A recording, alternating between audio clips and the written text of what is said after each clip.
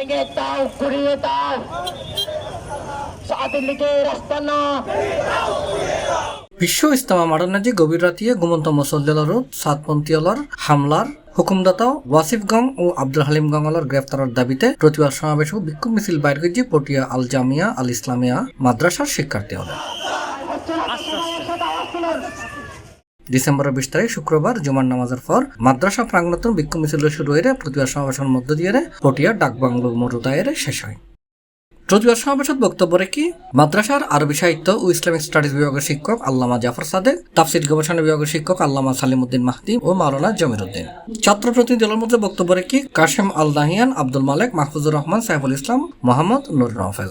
আওয়ামী লীগ পুনর্বাসন হওয়ার বিভিন্ন প্রক্রিয়ার মধ্যে এটাও একটা প্রক্রিয়া ছিল যে তারা একাধিক রূপের লিবাস পরিধান করে তারা বাংলাদেশে পুনর্বাসিত হওয়ার চেষ্টা করেছে। আপনারা জানেন টঙ্গীর ময়দানে গভীর রাত্রে ইবাদতরত অবস্থায় নিরীহ মুসলমান ভাইদের উপর, নিরীহ মুসলমান আমাদের ভাইদেরকে তাদের প্রতিবাদ জানাতে আজকে আমরা এখানে সমবেত হয়েছি।